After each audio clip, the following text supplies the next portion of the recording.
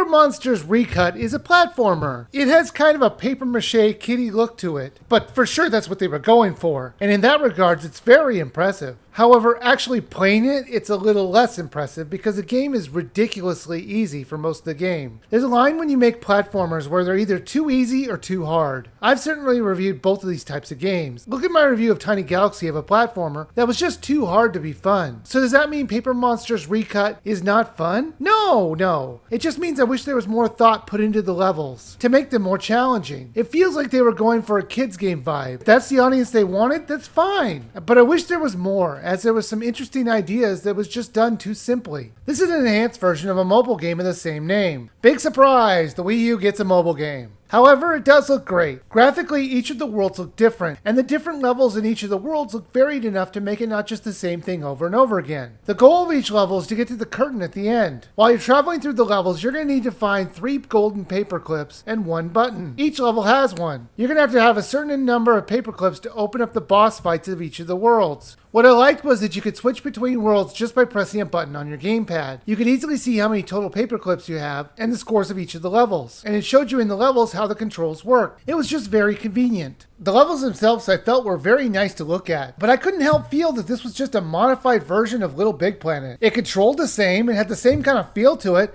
and the main character looked like Sackboy with a box on his head. Or better yet, he looked like he was playing Costume Quest, and he had the robot costume on. Like I mentioned, there are 3 paper clips and a button to find. These items are usually in a little bit out of the way places or hidden areas. The problem is these items were incredibly easy to find. If you've ever played a platformer before, finding them is going to be easy. The game takes a lot of cues from the Mario series. In fact, I say it blatantly borrows ideas from them. From gold coins or buttons or whatever these things that are strewn through the world are, to the fire rings that are circling around, or even taking from fake Mario 2's mouth opening level progression. I really don't want to seem like I'm saying the game sucks, because it doesn't. It was enjoyable to play the levels once. Because they were so simple and not challenging, you're not going to want to revisit the levels. And the only reason you might want to go back is if you missed a paperclip or a button. There is a boss fight at the end of each world, and these fights were just a joke. It was incredibly easy. It was a jump on their head or shoot them with a laser until they're dead. This part could have been great if they made it challenging, but it feels like the creators just kind of was going through the motions. With that being said, the difficulty and creativity finally ramped up in the final world, which was cool. I just wish the whole game was that way. Paper Monsters Recut was a pretty average game. It looks great and it controlled alright. It had simple game designs and very forgiving gameplay. You have multiple lives to beat the level, and if you die with more lives, you're just going to go back to the many checkpoints in the level. The worst thing that's going to happen is that you're going to have to rebeat that level, which the levels aren't very long at all, so it's not really that big a deal. With the exception of the final level, I think this game would be perfect for a kid around 7 to 10. It would be challenging for them, yet not hard enough to frustrate them. So if you're a parent and you're looking for a fun game for a younger child, this might be a good game to pick up. But I would wait until it was on sale. Well, that's my review of Paper Monsters Recut. Why don't you check out my previous review of Pixel Slime U, or my classic review of Tiny Galaxy. I thank you guys for watching, and please subscribe.